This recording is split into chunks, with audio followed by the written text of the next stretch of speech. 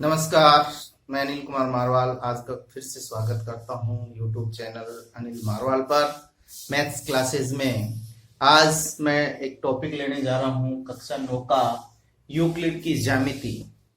देखिए, ज्यामिति का जो इतिहास है बहुत पुराना है। जब से मानव सभ्यता का विकास हो रहा है, निरंतर ज्यामिति जो है विकास की ओर अग्रसर है। कक्षा 9 का एक चैप्टर है यूक्लिड की ज्यामिति। यूक्लिड की ज्यामिति इसलिए ली गई है टॉपिक में कि जो ज्यामिति का व्यवस्थित अध्ययन जो है वो यूक्लिड के समय से या थेल्स के या पाइथागोरस के समय से लिया गया है।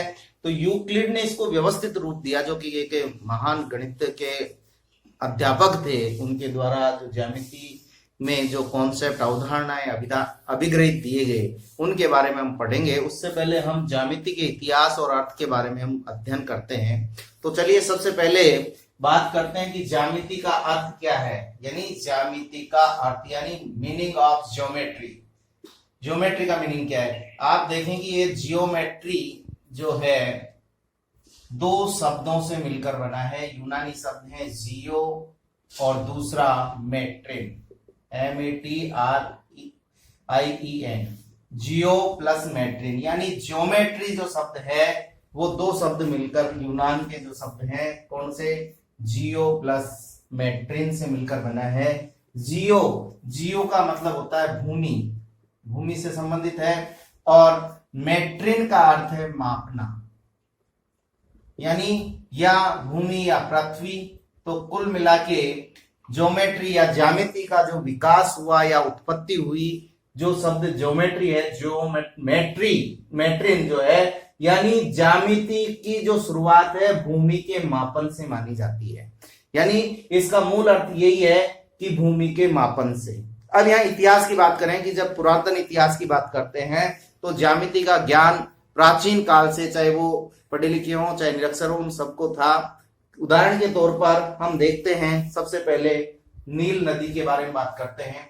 नील नदी जो कि मिस्र में है, जब इसमें बाढ़ आती थी, बाढ़ आने पर जो इसके किनारों पर खेत बने हुए थे जिनकी कच्ची मेड़ हुआ करती थी, जब बाढ़ आती थी तो ये सारी मेड़ क्या हो जाती थी, आपस में मिल जाती थी। यानी कोई मेड़ नहीं रहती थी और पूरी समतल हो जाती थी। तो वहां किसानों के साथ समस्या थी कि वापस से अपने खेत कैसे प्राप्त करें। तो उनको मापन का ज्ञान था, इसलिए वो बिल्कुल सटीक रूप से अपने बाढ़ का प्रभाव खत्म होने पर अपने जो खेत थे या फील्ड थे उनको बराबर, जो उनकी मात्रा थी उन क्षेत्रफल के हिसाब से वो माप लेते थे। तो यहीं से आप दूसरा, आप ये तो मिस्र नदी की बात हुई। फिर मिस्र में ही जो है पिरामिड हुआ करते थे। पिरामिड भी बिना किसी ज्यामितीय ज्ञान के नहीं बन सकते थे। आप जानते हैं कि पिरामिड क्या होता है? पिरामिड होता है आपके एक ऐसी ठोस आकृति जिसका जो आधार है वो कोई वर्ग या त्रिभुज या कोई अन्य बहुभुज, जैसे मान लीजिए ये पंचभुज मान लिया मैंने, जो समपंचभुज होता है वो होता है। और इसके जो पार्श्व फलक है, इनको यहां से एक फलक बनाते ऊपर उठाया जाता है। ये सारे फलक जाके एक बिंदु पे मिल जाते हैं यहाँ।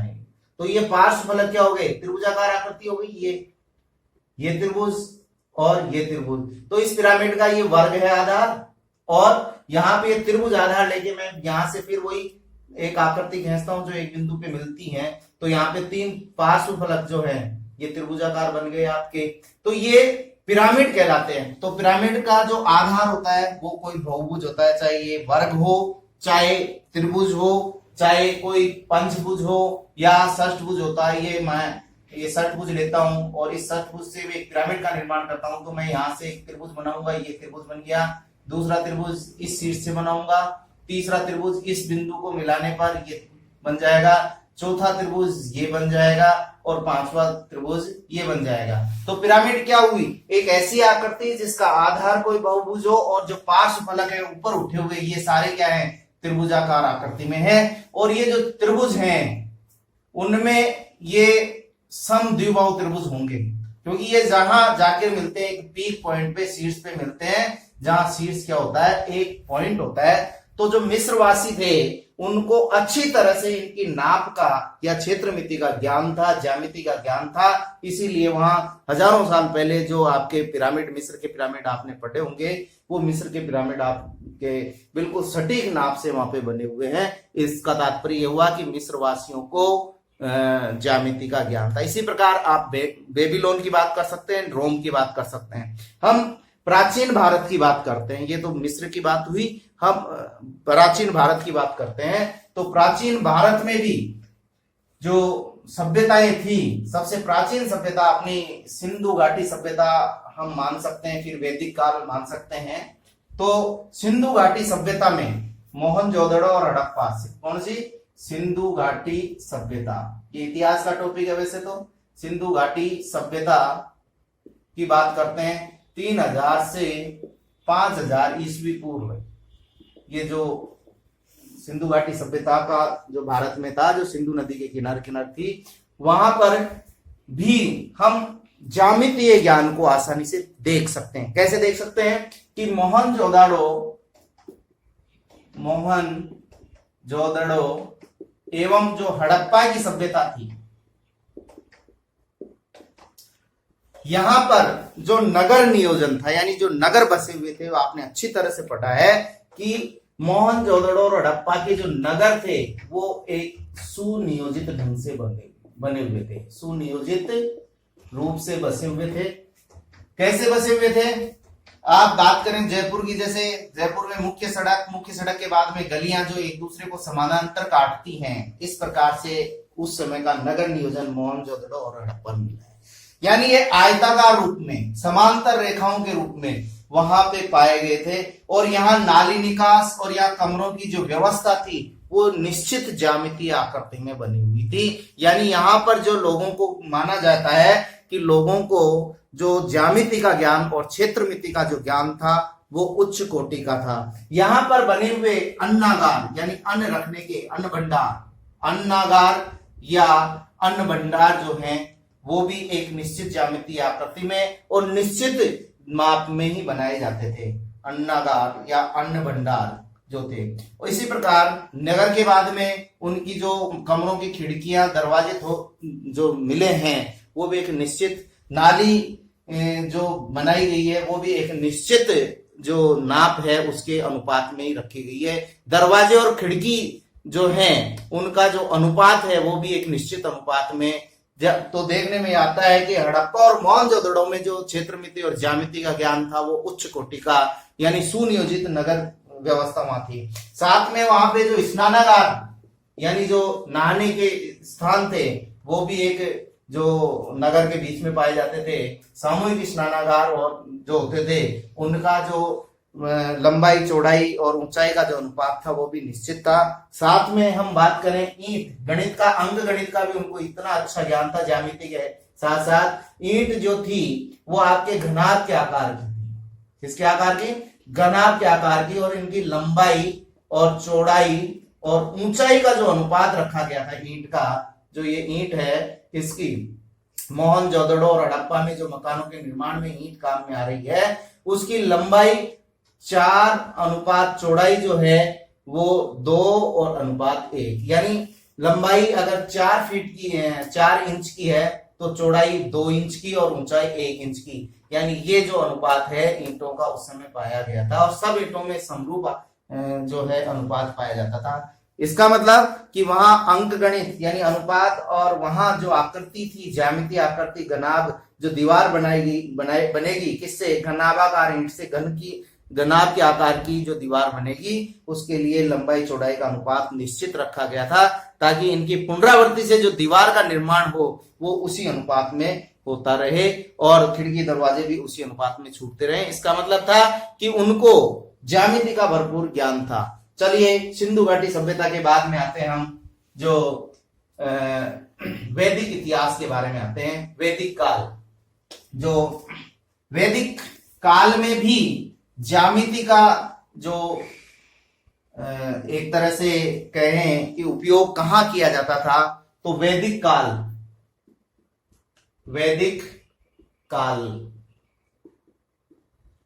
काल में जो यज्ञ वेदियां बनाई जाती थी, उन यज्ञ वेदियों की आकृति निश्चित हुआ करती थी।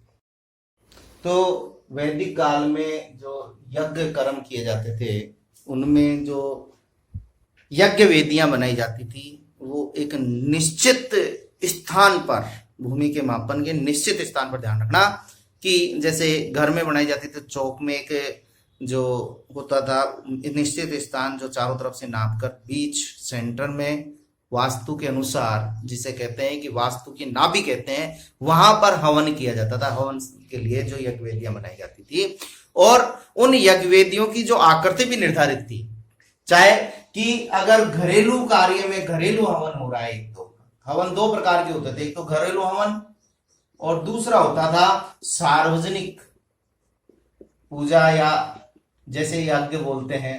तो इन दोनों के लिए जो यज्ञ वेदियों का निर्माण किया जाता था वो अलग अलग किया जाता था। सामान्यतः अगर घरेलू हवन या यज्ञ करवाया जाता था, घरेलू कार्य या घरेलू पूजा करवाई जाती थी, तो उस समय जो यज्ञ वेदी ली जाती थी उसका निर्माण किया जाता था वर्गाकार या वृत्ताकार।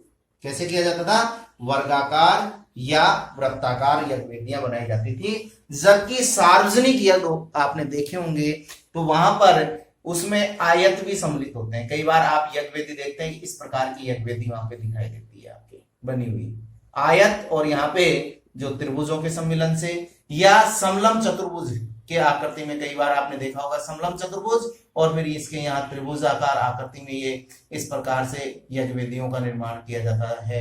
यानी सार्वजनिक के लिए सम्मिलन, किस किस का सम्मिलन? आयत, वर्ग, त्रिभुज।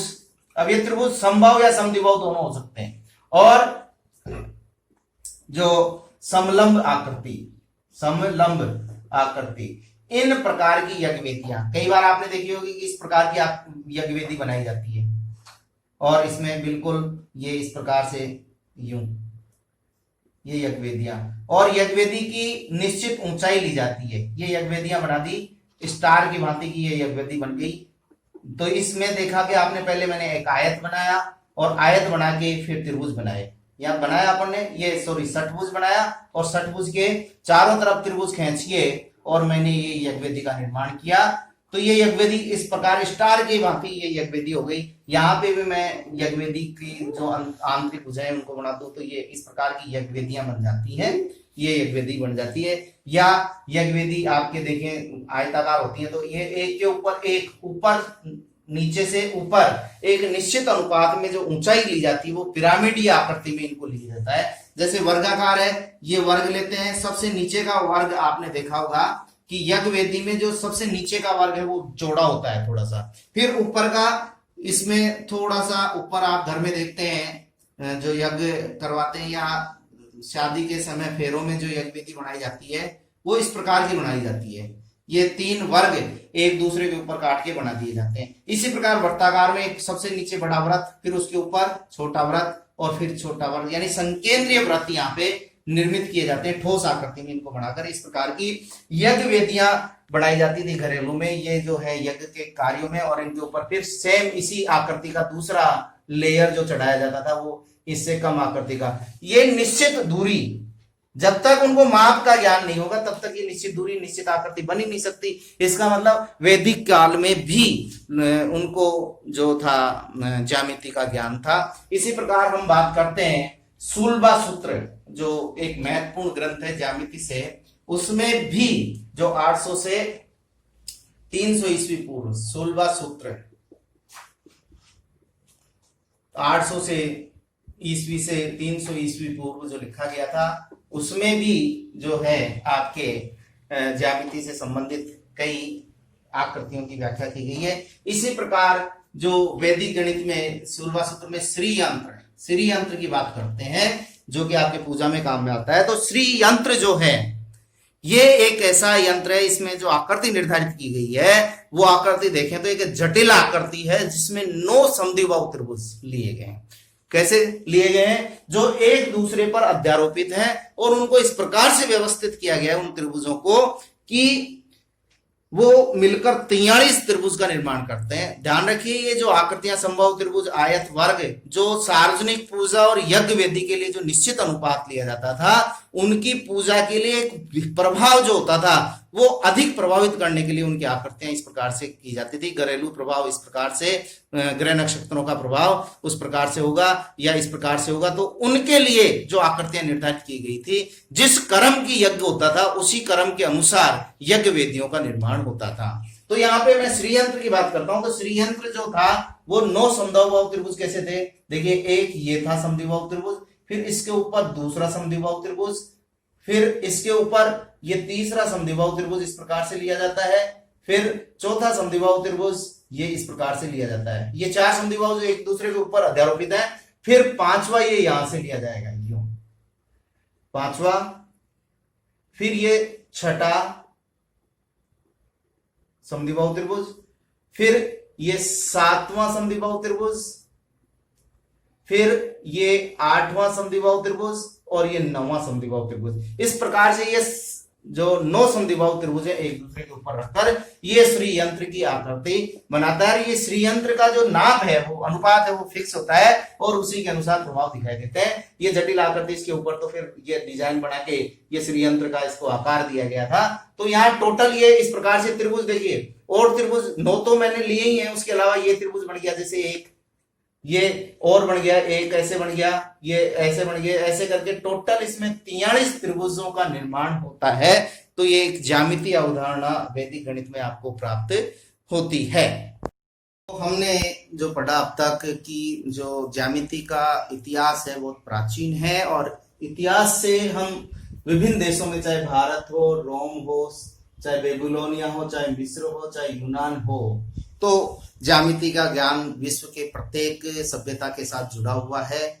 लेकिन अब तक जो ज्ञान था रोम और भारत, इनमें जो ज्ञान था वो एकत्रित नहीं कर पाए।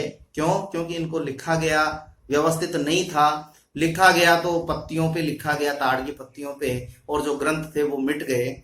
लेकिन बेबीलोनिया और मिस्र की बात करें तो इन्होंने कथनों का निर्माण किया और व्यावहारिक अध्ययन पर इन्होंने बात की। जो व्यवहार में जैसे पिरामिड बनाने थे या कोई भी यज्ञ वेदियां बनानी थी, उनको बना तो लिया, लेकिन उनके जो नाप से संबंधित जो ग्रंथ थे या कोई भी कथन थे, उनका व्यवस्थित अध्ययन यहाँ पर नहीं किया गया। केवल ये व्यवहारिक कार्यों के लिए ज्यामिति का उपयोग यहाँ किया जाता था, और यहाँ किसी प्रकार का कोई क्रमबद्ध अध्ययन नहीं किया जाता था। उनके लिए किसी प्रकार के कोई भी निर्माण, नियमों का निर्माण नहीं किया जाता था। केवल कथन कहे जाते थे कि ये इस प्रकार से लंबाई चौड़ाई का अनुपात ये होना चाहिए या इस प्रकार से होना चाहिए।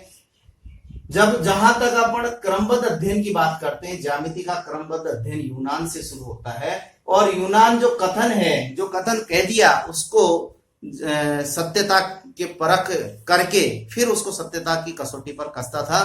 तो इन्होंने तर्क के द्वारा, कौन से तर्क के द्वारा, निगमिक तर्क जो है उसके द्वारा इन्होंने सबसे पहले यूनानियों ने तर्कण विधि का, यानी कौन सा तर्क दिया, तर्कण विधि में निगमनिक जो तर्क था उसका उपयोग करते हुए जो ज्यामितीय जो कथन थे उनकी सत्यता सिद्ध करने का प्रयास किया। इसमें सबसे पहले जो प्रयास किया वो जो ज्ञात, अब तक ज्ञात प्रयास है उनमें थेल्स जो है एक गणितज्ञ थे यूनानी, उनका जो जन्म था वो उनका जीवन काल था 640 ईस्वी पूर्व से 546 ईस्वी पूर्व, और इन्होंने सबसे पहला प्रूफ दिया, प्रमाण दिया, यानी तर्क के आधार पर इन्होंने कथन को सिद्ध करने का प्रयास किया। और वो कथन क्या था मैं आपको बता दूं, इन्होंने सबसे पहले इस कथन को, क्या, वृत्त का जो व्यास है वो वृत्त को बराबर 2 भागों में बांटता है। ये सब जानते हैं, व्यवहार में भी काम में लेते थे, लेकिन सबसे पहले तर्क और निगमिक विधि के द्वारा इन्होंने इसका प्रमाण और प्रूफ करके बता दिया, तर्क के द्वारा,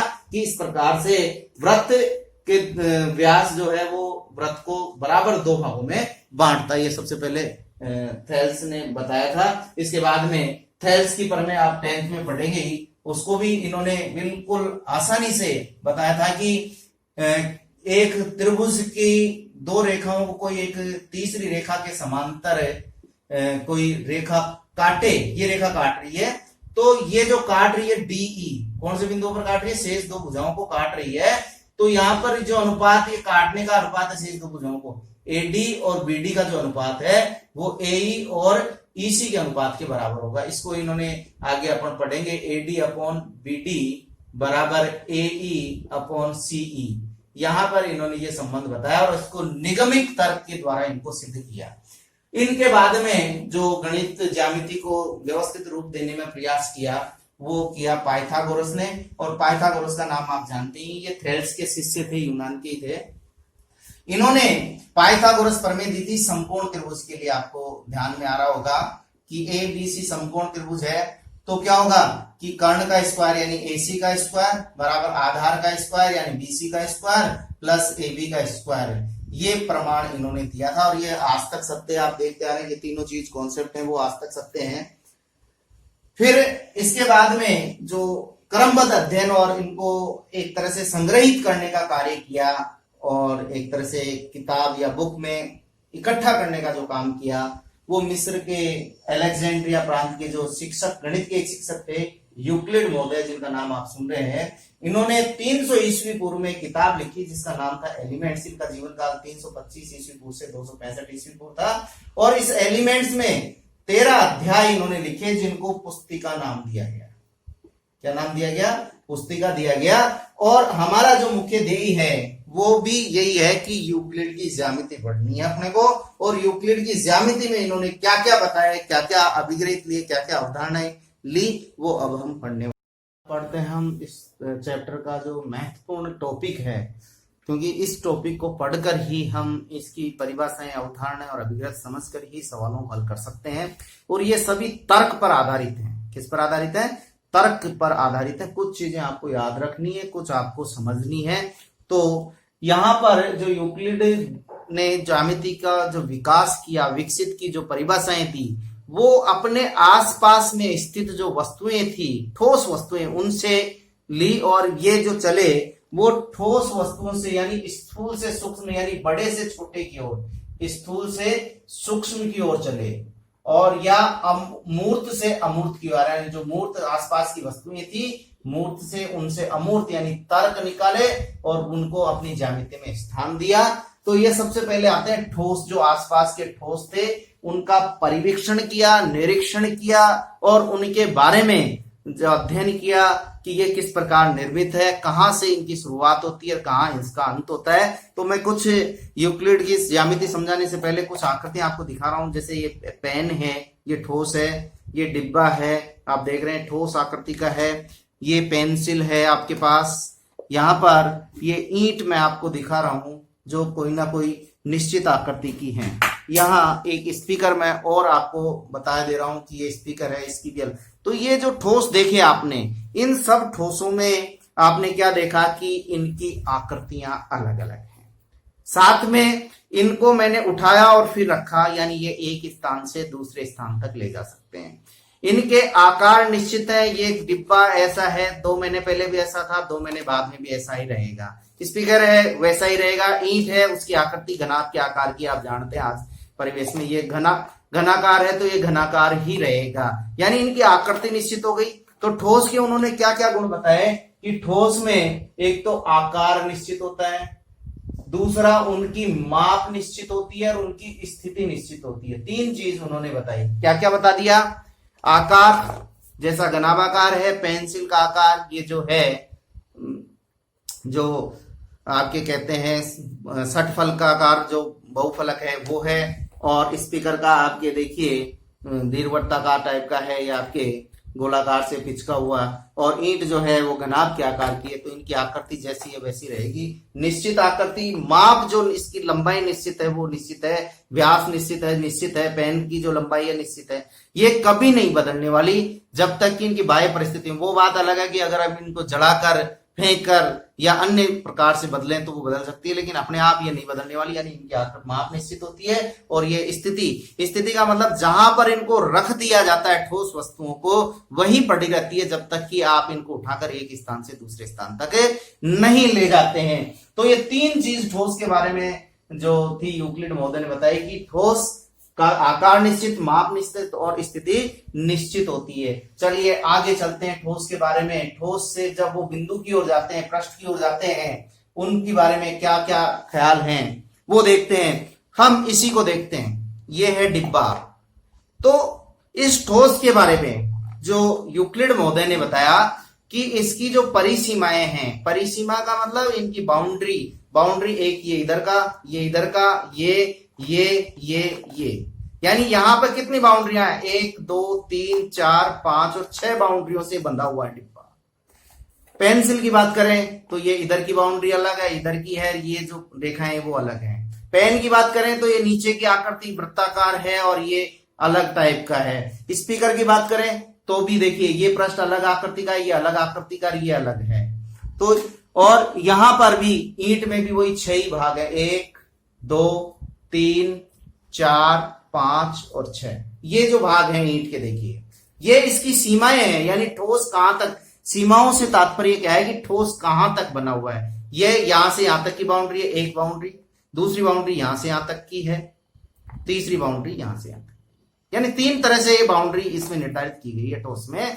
तो ये जो यूक्लिड ने बताया कि ये जो ठोस है इसकी जो परिसीमाएं हैं जिनसे ये बंधा हुआ है, जो इसको आकृति प्रदान कर रही है, ये जो सीमाएं हैं वो क्या कहलाती है, ठोस त्रिविमीय आकृति है, स्थान घेरती है। जो ये सीमाएं हैं इनमें एक सीमा गायब कर दो आप, ये सीमा यहां से यहां तक ये ली गई है, इसको कहा गया, उन्हें पृष्ठ कहा गया है, यानी ठोस से वो पृष्ठ पर आए। यानी ठोस किनसे मिलकर बना है, विभिन्न पृष्ठों के आपस में मिलकर। जैसे इस ठोस की बात करता हूं मैं, इसमें कितने पृष्ठ हैं, 1 2 3 4, इस 5 और 6 ये आपस में मिले हुए हैं, तब तक ये ठोस है। अगर मैं इसको निकाल देता हूं, मान लीजिए ये यहां से काट देता हूं, तो क्या ये ठोस बन जाएगा, क्या इधर से खोखला हो जाएगा, ये ठोस नहीं बनेगा, इसकी परिस्थिति नहीं है। तो इस प्रकार से ये ठोस किससे मिलकर बना है, पृष्ठों से, यानी ठोस के बाद में आते हैं पृष्ठ। अब ये कहता है कि ये जो पृष्ठ बन गया, ये अब पूरे ठोस को हटा देते हैं अपन, केवल पृष्ठ पे आ जाते हैं।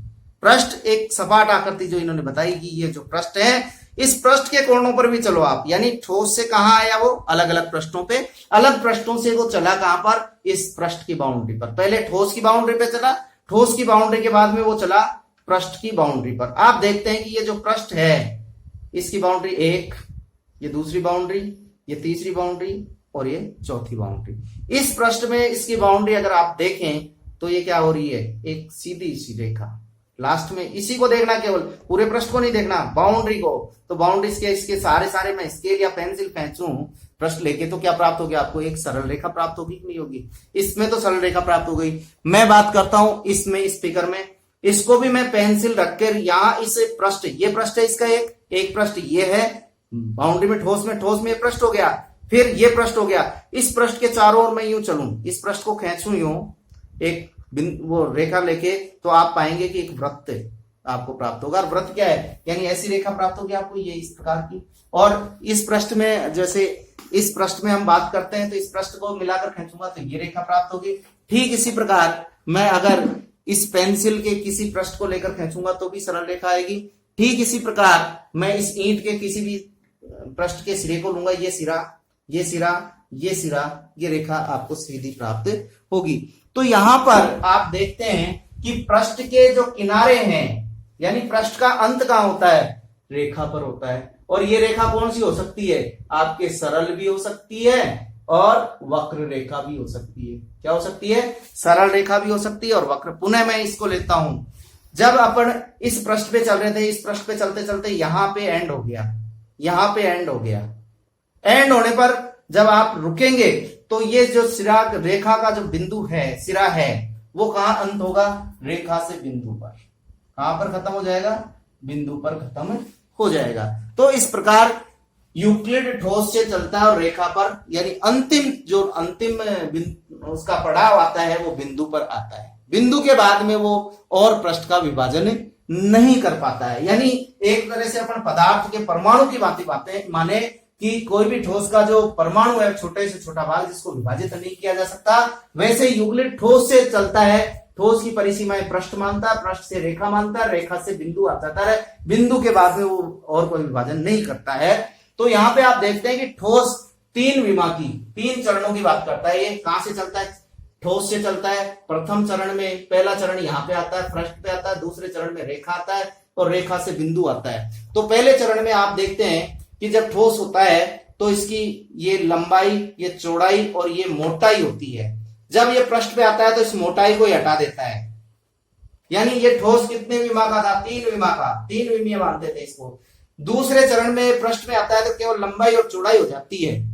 तो ये एक इसका चरण गायब हो जाता है, कौन सा विमा, ऊंचाई गायब कर दो, यानी 2 विमा, इसको ऊंचाई गायब हो गई, यानी पृष्ठ में कोई ऊंचाई या मोटाई नहीं है, ये पृष्ठ जो है वो कहलाता है। फिर इसमें से भी ये चौड़ाई या लंबाई 1 विमा और गायब कर दो तो ये रेखा आ जाती है, तो रेखा 1 विमा हो जाएगी और आपको अंत में जो बिंदु प्राप्त होता है वो आपको प्राप्त होता है विमाहीन। कैसा प्राप्त होता है, विमाहीन। तो अच्छी तरह समझ में आ गया, ठोस 3 विमा का, पृष्ठ 2 विमीय, रेखा या सरल भी हो सकती है, वक्र भी होती है 1 विमीय, और बिंदु विमाहीन, कोई डायमेंशन नहीं होती है।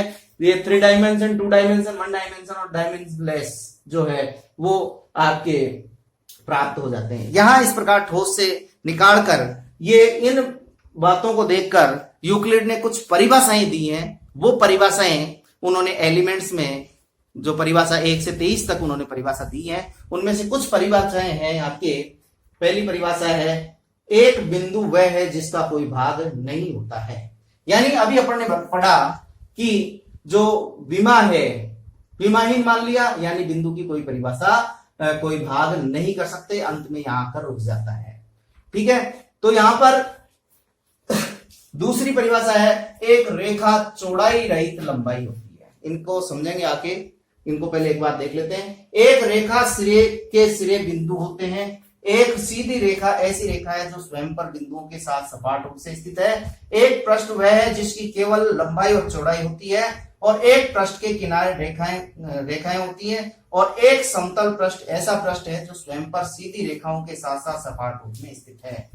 यहाँ पे जो देखते हैं हम अपन इन परिभाषाओं को एक एक करके अपन क्लियर करते हैं। क्लियर करने से पहले मैं आपको बता दूं कि जो यूक्लिड थे, यूक्लिड ने जो बिंदु है उसकी परिभाषा दे दी क्या, एक बिंदु वह है जिसका कोई भाग नहीं होता है, यानी बिंदु अविभाज्य है, कोई भाग। अब भाग किस दृष्टि से है ये यूक्लिड जवाब नहीं देता। यहां पे कुछ चीजें यूक्लिड ने बिना परिभाषित किए या गणितज्ञों ने जो है बिना परिभाषित करते सत्य मान लिए। क्यों? क्योंकि किसी चीज को परिभाषित करना है पूर्ण रूप से। जैसे मैं ये बात करता हूं कि एक बिंदु वह है जिसका कोई भाग नहीं होता है। अब इस परिभाषा को आपने समझने के लिए, अच्छी तरह समझने के लिए भाग समझना होगा। भाग क्या है, किसका डिवाइडेशन करना है अपने को। अब ये डिवाइडेशन क्षेत्रफल का है या आयतन का है या लंबाई का है, यहां कोई बात नहीं करता है। भाग मतलब डिवाइडेशन, किसका डिवाइडेशन करना है, क्षेत्र का करना है, लंबाई का करना है, तो यहां पे कोई नहीं है। जैसे भाग करने के लिए पहले आप या तो क्षेत्र परिभाषित करेंगे या लंबाई परिभाषित करेंगे। क्षेत्र आ गया तो क्षेत्र को फिर परिभाषित करना पड़ेगा।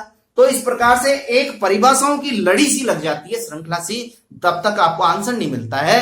तो इसलिए गणितज्ञों ने कुछ परिभाषाओं को आपके अंतर मन में उनकी आकृति को समाहित कर लिया है, और जैसे ही बिंदु का नाम आएगा वैसे ही वो परिभाषा में नहीं उलझेगा किसका भाग करना है, वो एक अंतर मन से उनके मन में आएगा कि एक डॉट लगा दो तो वो बिंदु हो गई। यहां ये अभिग्रहित मान लिया गया है कि डॉट नुकीली सतह से जो भी लगा दिया गया है, अब इसका क्षेत्र है या नहीं है, इससे अपने को कोई उलझना नहीं है। यानी ये जो भाग है वो परिभाषित अपरिभाषित मान लिया गया है। यानी कुल मिला के इन्होंने जो परिभाषा दी, कौन सी, एक बिंदु है जिसका कोई भाग नहीं होता है, ये अपरिभाषित, यानी जो बिंदु का जो कॉन्सेप्ट है वो यूक्लिड ज्यामिति में अपरिभाषित पद के रूप में है। और वो अपरिभाषित प्रैक्टिकल रूप में, व्यवहारिक रूप में है। व्यवहारिक क्या है, अपने प्रैक्टिकल किया, ये डॉट रख दिया तो ये क्या हो गया, एक बिंदु हो गया। लेकिन इसकी परिभाषा अपने मन में रखनी है कि जो डॉट रखा वो बिंदु है, बस। इसमें उलझना नहीं कि भाग किसका करना है किसका नहीं करना है। चलिए नंबर 2 पहले क्लियर हो गई होगी। नंबर 2 पे चलते हैं। नंबर 2 है आपके कि एक रेखा लंबाई और चौड़ाई रहित होती है। यानी यहां पे 2 डायमेंशन की बात करता है। रेखा क्या है, चौड़ाई रहित लंबाई में होती है। क्या होती है, एक रेखा चौड़ाई रहित लंबाई होती है। अब यहां पे चौड़ाई को कैसे परिभाषित करें, लंबाई को कैसे, यह परिभाषित नहीं किया गया है। ध्यान रखिए, ये जो पद है अपरिभाषित पद कौन से है? पहला बिंदु हो गया अपरिभाषित पद है, क्योंकि जब तक आप इनको नहीं समझोगे अपरिभाषित और परिभाषित पद को, तब तक आप सवाल हल नहीं कर पाओगे। तो यहाँ जो बिंदु है वो क्या है? अपरिभाषित। यहां पर भी चौड़ाई और लंबाई को भी परिभाषित नहीं किया गया है, इसलिए जो रेखा है उसका ये ध्यान दे दिया कि ये बिंदु को आगे तक बढ़ा दिया, ये इस प्रकार से बढ़ा दिया तो ये रेखा प्राप्त हो जाती है आपको, रेखा को। बस यहाँ पे लंबाई और चौड़ाई के पचड़े में अपने को नहीं पढ़ना है कि लंबाई क्या है चौड़ाई क्या है। तो यहाँ लंबाई चौड़ाई भी अपरिभाषित शब्द हैं। नंबर तीन भी एक ये जो है क्या है कि एक रेखा के सिरे बिंदु होते हैं। ये रेखा मैंने खींची तो यहाँ अंतिम बिंदु और ये अंतिम बिंदु, ये मान लिया गया है कि ये बिंदु ए और ये बिंदु बी है, यानी रेखा के सिरे हमेशा बिंदु होंगे, ये मान लिया। चूंकि बिंदु है परिभाषित, रेखा है परिभाषित, तो ये भी अपरिभाषित हो गया।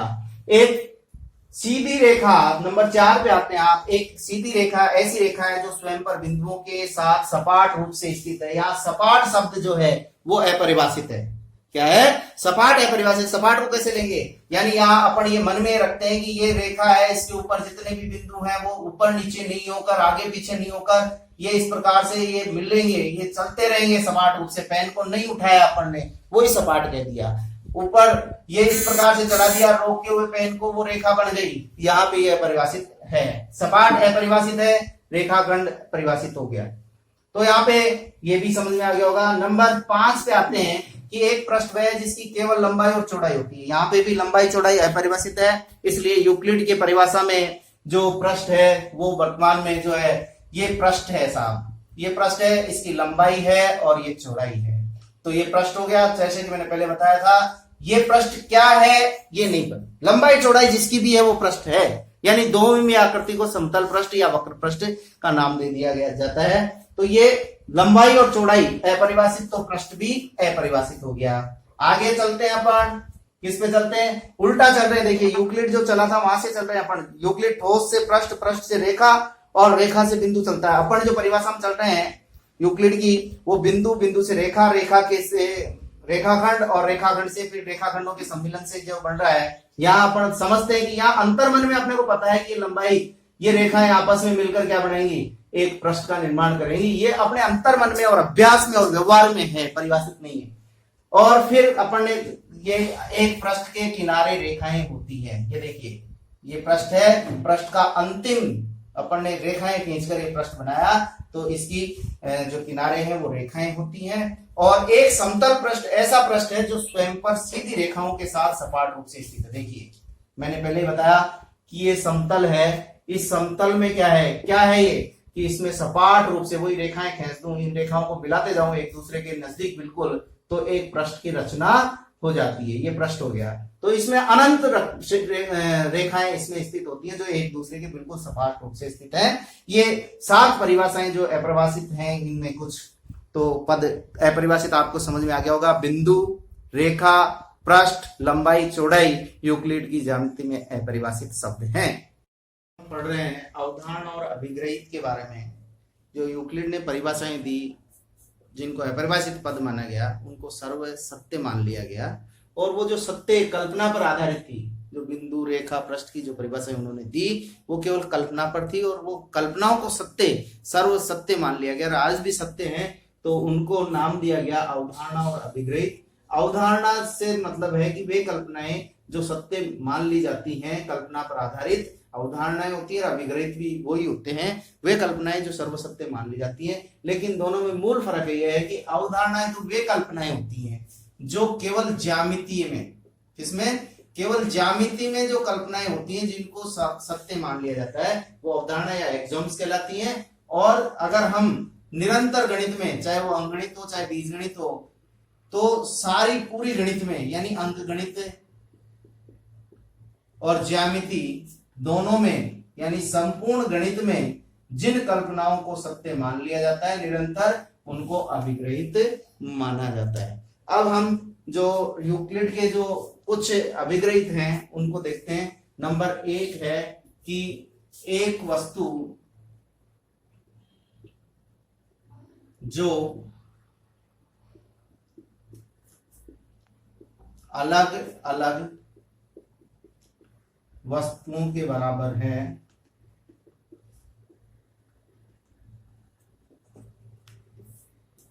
तो वे आपस में भी बराबर होंगे, आपस में भी बराबर होंगे। ये पहला अभिग्रहित जो लिया है, जो अवधारणा ली गई है, वो किसने ली है? ये वस्तु अभिग्रहित है, लेकिन इसी को अगर आप ज्यामिति में प्रयोग करेंगे तो ये अवधारणा बन जाएगी।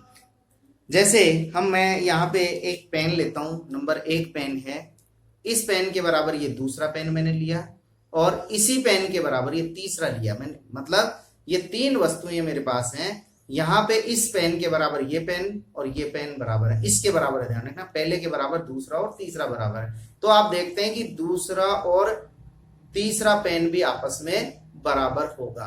तो ये पहला अभिग्रहित है। यानी यहाँ पे मैं ज्यामिति के रूप में देखूं कि 2 संभव त्रिभुज जिनकी भुजाएं 6 सेंटीमीटर हैं। पहला त्रिभुज है ये 6 सेंटीमीटर भुजा का, ये 6 सेंटीमीटर का संभव त्रिभुज है। और एक दूसरा ये ए बी और सी है, दूसरा पी क्यू आर है, वो भी 6 सेंटीमीटर भुजा का है, ये भी 6 सेंटीमीटर भुजा का है, ये भी 6 सेंटीमीटर भुजा का है। और ये एक डी ई क्यू एफ है, ये भी 6 सेंटीमीटर। या 6 सेंटीमीटर नहीं लिखूं तो आप कागज पे 3 त्रिभुज काट लीजिए, 3 त्रिभुज, यानी इसके बराबर ये त्रिभुज काट लीजिए और दूसरा इसी के बराबर ये तीसरा काट लीजिए। तो आप देखेंगे कि ये त्रिभुज और ये त्रिभुज दोनों क्या होंगे? आपस में बराबर होंगे। यानी आप पेपर लीजिए, पेपर पे एक त्रिभुज लीजिए, उस त्रिभुज के बराबर आप ये त्रिभुज काटिए, इसी के बराबर ये त्रिभुज काटें, तो ये त्रिभुज भी आपस में बराबर होंगे।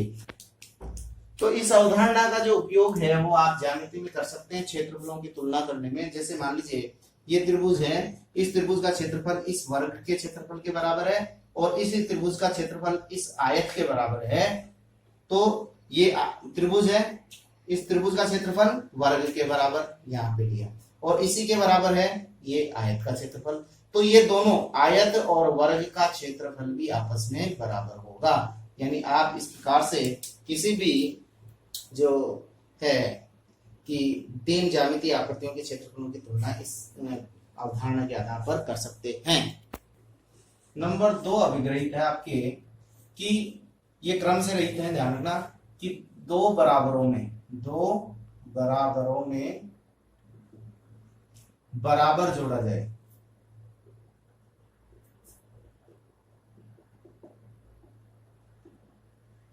तो पूर्ण भी आपस में बराबर होंगे, पूर्ण भी आपस में बराबर होंगे। दूसरा अभिग्रहित है कि आपके 2 बराबर संख्याएं हैं, 2 बराबर वस्तुएं हैं। मान लीजिए कि ये एक वर्ग है और ये दूसरा वर्ग है, ये दोनों आपस में बराबर हैं। इनमें कोई बराबर, ये बराबर है तो इनमें कोई बराबर वर्ग और जोड़ दिया तो क्या बन गया? क्यूबॉइड यानी आयत बन गया। तो ये दोनों आयत भी आपस में बराबर होंगे। दूसरा मैं ये लेता हूं कि ये 2 पेन मैंने लिए, ये दोनों पेन आपस में बराबर हैं, देखिए, और इनमें बराबर ये कैप जोड़ रहा हूं मैं, ये इसमें भी जोड़ रहा हूं और ये इसमें भी जोड़ रहा हूं। तो यह देखिए दोनों की लंबाई जो है आपस में बराबर आ रही है। यानी पहले क्या लिया था अपन ने? ये 2 बराबर पेन लिए, इनमें 2 बराबर संख्याएं जोड़ी, यानी ये संख्या या कोई भी वस्तु मैंने जोड़ी तो इनकी जो लंबाई आ रही है वो भी क्या आ रही है? बराबर आ रही है। यानी कोई भी 2 बराबर संख्याओं में, ध्यान रखना ये तुलना से संबंधित है, बराबर संख्याओं में कोई बराबर संख्या जोड़ा जाएगी तो बराबर आएगा। इसी प्रकार 2 बराबर, चाहे वो आयतन हो चाहे क्षेत्रफल हो, माप हो, उनमें बराबर आयतन या बराबर क्षेत्रफल या बराबर लंबाई जोड़ी जाए तो वो समान होगी। ध्यान रखना बराबर में, यानी कहने का मतलब किसी लंबाई में आप क्षेत्रफल नहीं जोड़ सकते, क्षेत्रफल में आयतन नहीं जोड़ सकते, आयतन में लंबाई नहीं जोड़ सकते। कहने का तात्पर्य है कि किसी भी आयत में किसी रेखा को नहीं जोड़ा जा सकता या किसी वर्ग में रेखा को नहीं जोड़ा जा सकता, तो बराबर में बराबर को ही जोड़ा जाएगा। ये तुलना से संबंधित दूसरा कॉन्सेप्ट आपका कंप्लीट हुआ, शायद है समझ में आ गया होगा। नंबर 3 जो कॉन्सेप्ट है वो यही कहता है, और यहाँ पे एक आप साधारण सा एग्जांपल आप तुला ले सकते हैं। तुला पर आप वे मशीन पे लेते हैं, यहाँ पे मान लीजिए दोनों में 1 किलो और ये 1 किलो का बाट लटका हुआ है, इसमें अगर आप 1 किलो बैलेंस है, 1 किलो और जोड़ दें, इसमें वही बराबर 1 किलो और जोड़ दें, तो आपका ये जो बैलेंस है वो सेम रहेगा, यानी बराबर में बराबर जोड़ने पर बराबर पूर्ण भी बराबर आते हैं। फिर है दो बराबरों में बराबर घटाया जाए, इसी का पूरक है पहले दूसरे का, तो शेष भी क्या होंगे, बराबर होंगे, शेष भी बराबर होंगे। मैं देखिए वही दो पेन लेता हूं, दोनों बराबर हैं, इसमें से मैंने बराबर कैप निकाले हैं, ये कैप बराबर निकाले हैं, तो आपके जो शेषफल बच रहा है वो भी क्या बच रहा है, बराबर बच रहा है। यहाँ ये दो बराबर आयत हैं, ये इनमें से मैंने कुछ भाग काट लिया है, बराबर भाग काट लिया है, तो ये बराबर बच रहे हैं। यहाँ पे 2-2 किलो लटके हुए हैं, यहाँ इधर से मैंने 1 किलो लटका है, इधर से भी, तो भी ये समांतर रहे हैं, तो ये बराबर होंगे। तो इस प्रकार ये दूसरा कॉन्सेप्ट आपके प्राप्त हो गया। चौथा है आपके कि है कि दो वस्तुएं समपाती हैं तो वे आपस में बराबर होती हैं। समपाती से तात्पर्य आपके है कि दोनों एक दूसरे को ढक लेती हैं। जैसे आप ये देख रहे होंगे कि पीछे वाला पेन आपके ये बिल्कुल नहीं दिख रहा होगा, एक ही पेन दिख रहा होगा। ये क्यों नहीं दिख रहा है, क्योंकि ये एक दूसरे के बराबर हैं, ये दिख नहीं रहे, इसका मतलब एक दूसरे के बराबर हैं। यहाँ ये अध्यारोपण का सिद्धांत भी कहलाता है कि जब दो वस्तुएं एक दूसरे को पूर्ण रूप से ढक लें तो संपाती कहलाती है और वो एक दूसरे के बराबर होती है, यानी यहाँ तुलना और अध्यारोपण का सिद्धांत यहाँ पे लागू होता है। नंबर 5 आता है कि पूर्ण अपने अंश से बड़ा होता है, अंश से बड़ा होता है।